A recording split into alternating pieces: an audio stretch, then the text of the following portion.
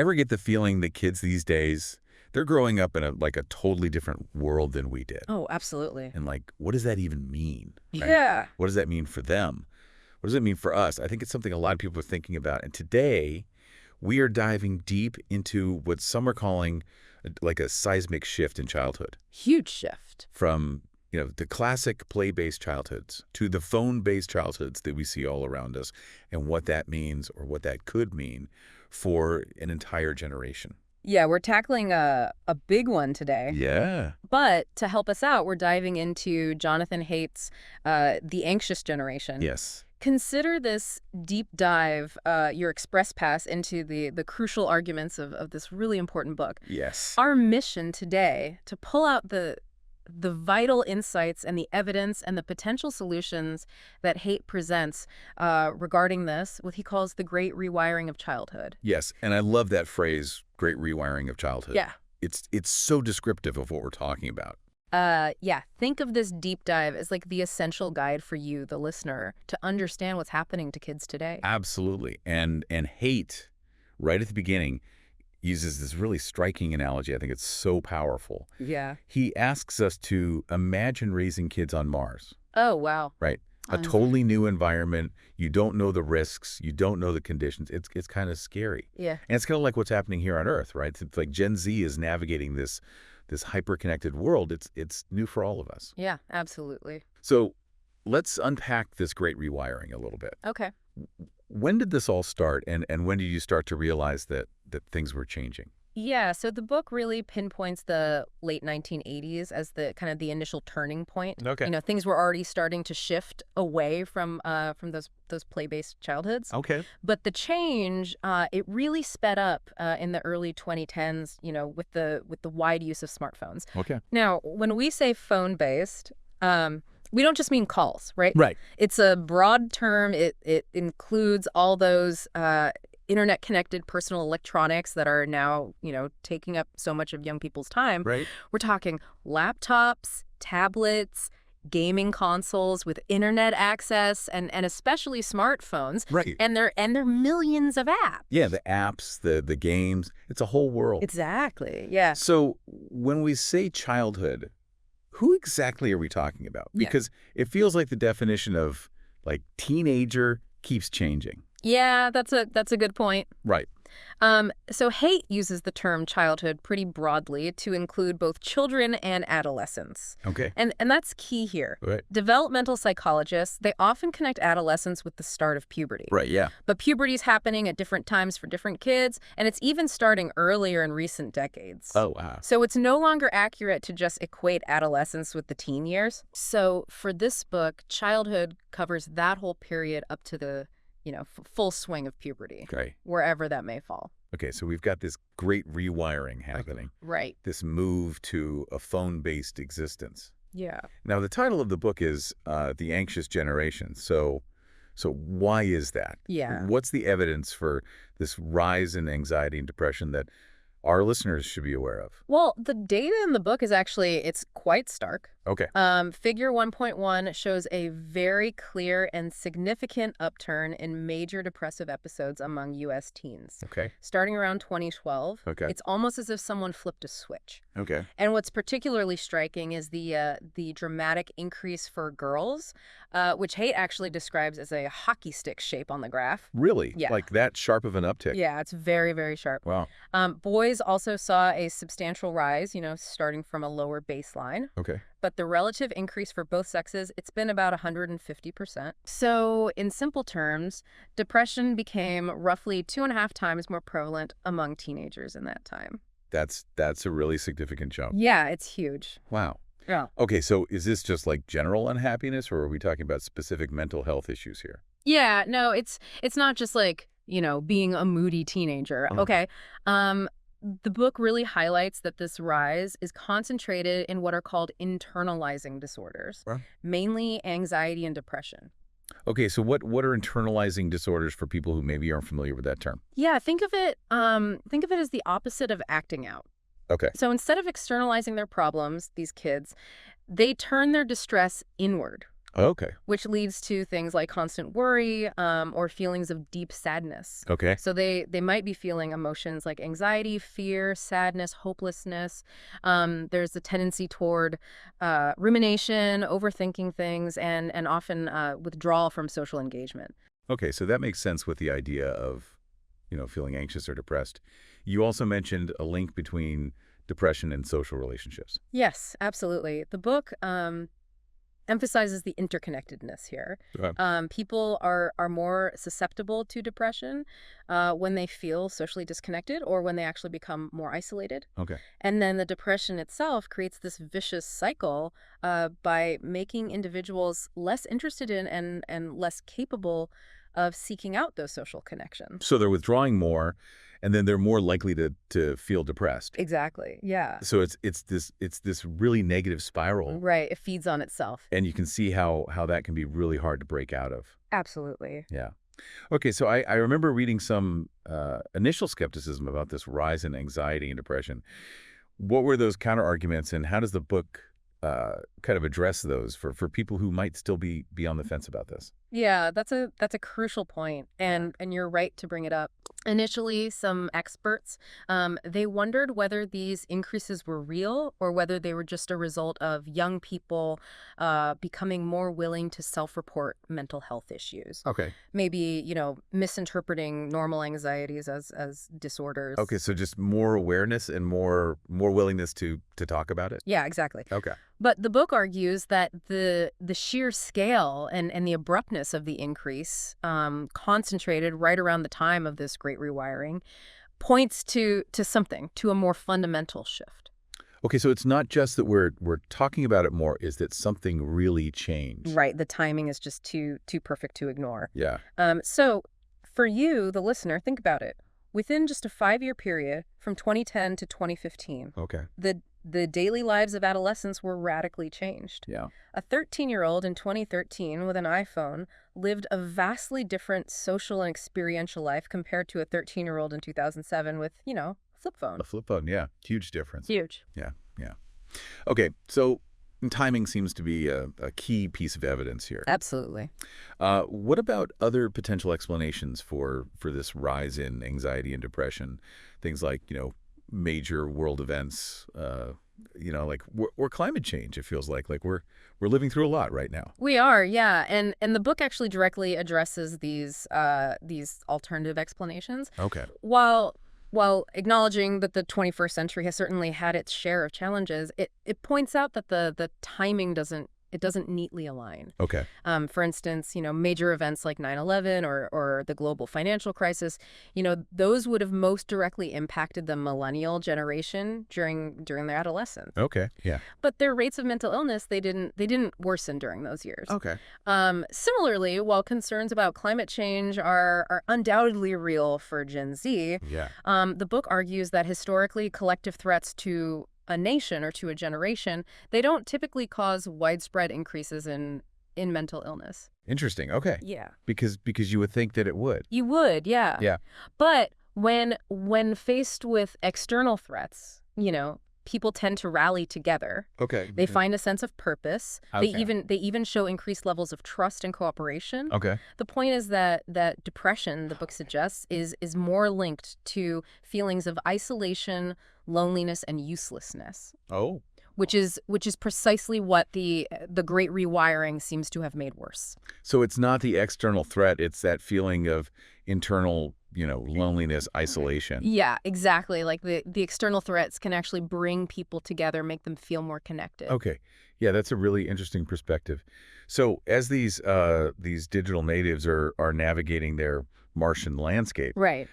Okay, so we've established this rise in anxiety and depression coinciding with the shift to phone-based childhoods. Right. Now let's delve into some of the key mechanisms that the book proposes are driving this. Mm-hmm. Okay, one of them seems to be the decline of play. Yeah. Why is play so important for us to understand this? Play, the book argues, is absolutely fundamental. Okay. It's the work of childhood for all young mammals. Okay. Extensive research shows that young animals, including humans, have this this innate drive to play. Okay. And when they're deprived of it, they experience social, cognitive, and emotional impairments. Really? Yeah, it's that important. Wow. Through play, young mammals, they wire their brains. Okay. They learn essential adult skills, but in a low-stakes environment. Okay. Think of kittens learning to hunt through playful pounces, or toddlers developing motor skills by exploring their physical surroundings. Okay. So now consider how you might apply this to your own life. Yeah. And the importance of play, even as an adult. That's a good point. Yeah. As kids get older, multiplayer games teach cooperation and negotiation. Even verbal play, like, teasing and joking, hones social skills and the ability to repair relationships when things go wrong. Okay. Yeah. Peter Gray's research emphasizes that play requires kids to suppress the urge to dominate, and it fosters the development of lasting cooperative bonds. So how does that compare to the kinds of interactions that kids are having now on their phones? Yeah. How do you see that playing out in their lives? Yeah, I mean, that's the crux of it. Okay. Phone-based interactions are often disembodied, asynchronous. Right. It can be one-to-many or alone, or in virtual groups that are easily entered and exited. Right. While these platforms offer new experiences, including, some forms of play like video games and virtual friendships. Right. The book argues that their addictive design, it acts as experience blockers. Oh, okay. They significantly reduce the time available for crucial face-to-face play in the real world. The kind of play that humans evolved for and need in abundance to become socially functional adults. So it's not that virtual play is bad. It's just that it's taking the place of that real world play. Exactly. It's about balance, right? Yeah. It's like giving babies iPads with, walking movies instead of letting them actually practice walking. Okay. Yeah. It's just not the same. Yeah. So is there data to support this decline in real world interaction? There is. Okay. Figure 2.1 in the book presents really compelling data showing a significant plummet in the percentage of U.S. students who reported meeting up with their friends almost daily. Okay. In the early 2010s. Okay. This decline, it actually accelerates precisely during the years when adolescents were transitioning from, basic phones to smartphones. Oh, wow. So that timing lines up again. Exactly. Okay. And the book argues that this isn't just a correlation. This decline in real-world interaction, it's a key component of the Great Rewiring. Okay, and it makes sense. It shows a generation moving away from the tangible world and into the virtual, fueled by smartphones, by social media, by high-speed internet. You also mentioned something about attunement. Yeah. What is that? Attunement refers to the way human children are wired to connect. Okay. By tuning and synchronizing their movements and their emotions with others. Okay, so like if I smile at a baby and the baby smiles back. Exactly. Yeah. Okay. Or imagine you're having a conversation with someone. Okay. And you can just feel what they're feeling. Oh, yeah. Even before they say it. Yeah. That's a big part of attunement. Okay. And it's a skill that kids learn through those early back and forth interactions. Uh-huh. Even before they can speak, they engage in turn-taking games and shared emotional experiences with adults. Developmental psychologists call these serve and return interactions. Okay. Like a game of tennis. Okay. Where each partner learns to read the other's cues and respond with appropriate timing. Okay. These synchronous face-to-face interactions, they're crucial for developing these essential social skills. Okay. Yeah. Social media, on the other hand, it largely involves asynchronous interaction. Right. Teens spend hours creating and consuming content, often alone. Yeah. Replacing those real-time embodied exchanges. Right. Instead of, learning to read facial expressions and body language in person, they're picking emojis. Yeah, it's a very different way of interacting, isn't it? It is, yeah. Okay, so that makes a lot of sense. Another important aspect seems to be how children learn social norms and who they look up to. Right. How has that changed in this phone-based world? Yeah, so the book discusses our are innate learning programs, Okay. conformist bias, Okay. and prestige bias. Okay, and break those down for us a little bit. Yeah, so conformist bias is the tendency to copy what seems most common. Okay, so like trends in fashion, that kind of thing. Exactly, yeah. Okay. And prestige bias is the tendency to copy those who seem accomplished or prestigious. Okay.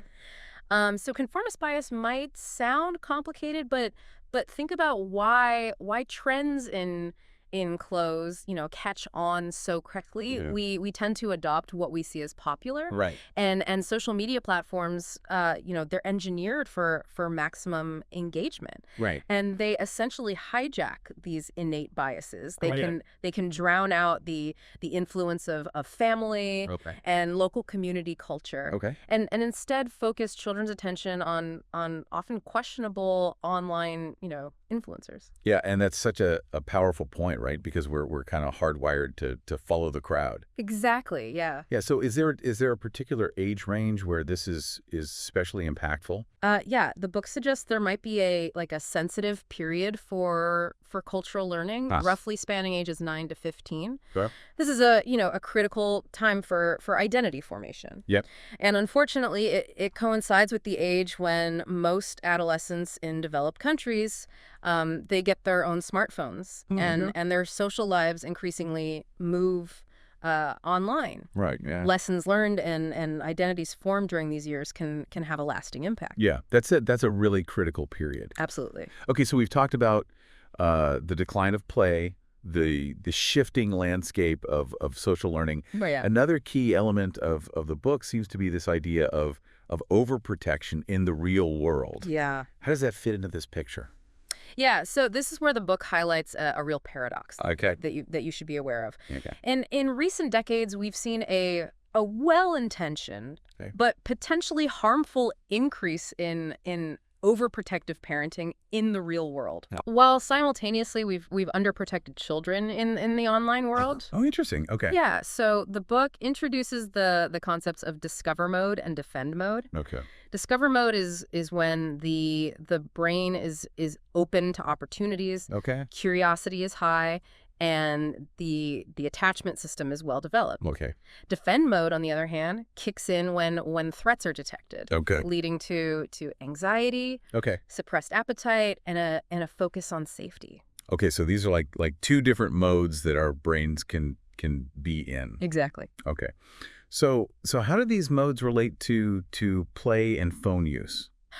Well, a play-based childhood Good. with plenty of autonomy and unsupervised exploration, it tends to foster discover mode. Okay. Children learn to navigate risks, Yeah. and they build confidence. Okay. Conversely, a phone-based childhood, often coupled with real-world overprotection, can shift children's brains towards defend mode. Oh, interesting. Okay. Yeah, so the book uses the analogy of biosphere too.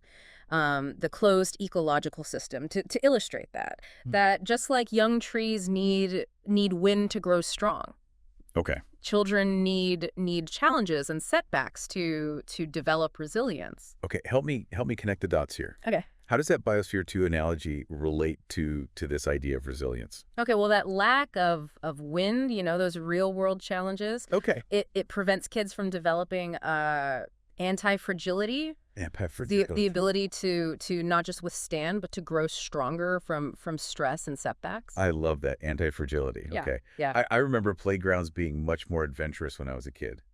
I'm dating myself here. I think we all are. Yeah, absolutely. Yeah. The book discusses the decline of risky play on playgrounds over time. Okay. Contrasting older, more challenging designs with modern, overly sanitized ones. Right. Everything's all padded and... Yeah. And the insight here is that minor injuries in play, bruises, not scars. Yeah. They're actually beneficial. They provide direct feedback and help children learn their limits and how to keep themselves safe.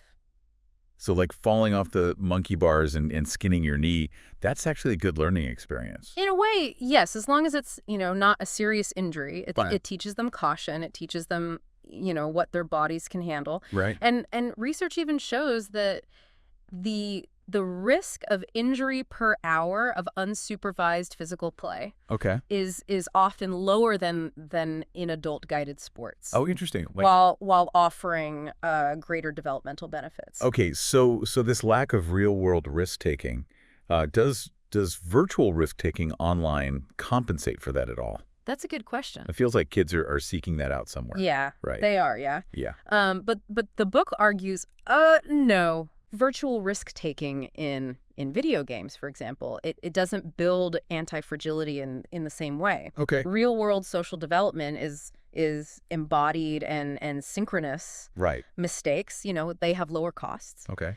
and they can be rectified in real time with clear social cues. Right. Online relationships can be, disembodied, Right. asynchronous, and even disposable. Yeah, it's easy to block someone or unfriend someone. Exactly, yeah. Yeah. And small mistakes can have, significant and lasting consequences in a viral world. Right.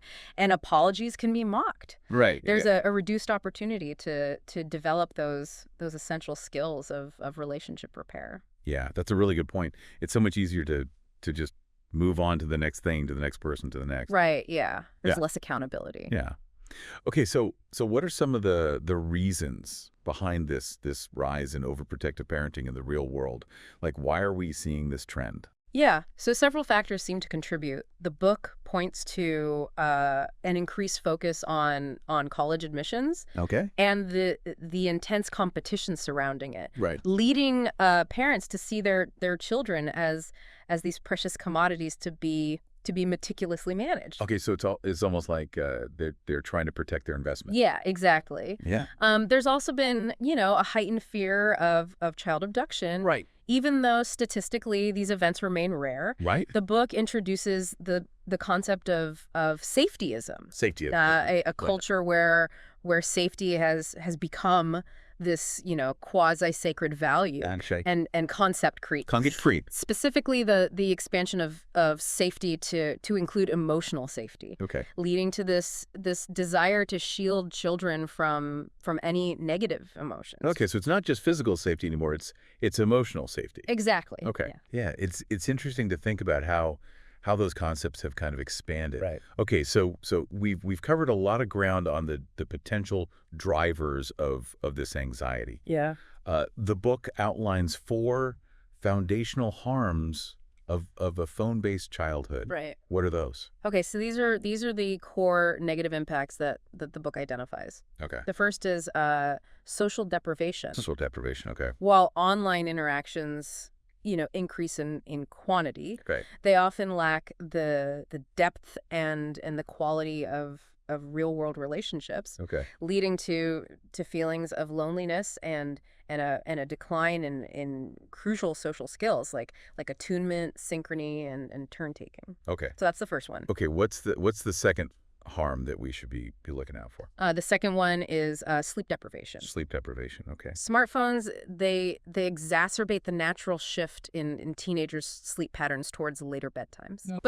But with school start times remaining fixed, Right. teens end up getting, significantly less sleep than they need, Okay. impacting their concentration, their memory, their mood, and even their physical health. Okay. So those messing with their natural sleep rhythms. Exactly, yeah. Yeah. Okay. And the third, The third one is attention fragmentation. attention fragmentation. Yeah, the constant stream of notifications from various apps. Okay. Yeah. It makes it incredibly difficult for adolescents to develop sustained attention and focus. Yeah. The book even calls smartphones kryptonite for attention, hindering the development of executive function. It's like they can't focus on one thing for very long. Right, they're constantly being pulled in different directions. Yeah. Yeah. Okay. And finally, the fourth harm. The fourth one is addiction. The design of many social media apps and online platforms, it intentionally uses behaviorist techniques. And the release of dopamine to kind of like hook users. Okay. This can lead to cravings, compulsive use, and a feeling of powerlessness very similar to other behavioral addictions. Okay, so we're talking about real addiction here, Oh, absolutely. Yeah. not just, spending a lot of time on your phone. Right. Yeah. Okay. It can become a real problem. Okay. Post speaker. Oh.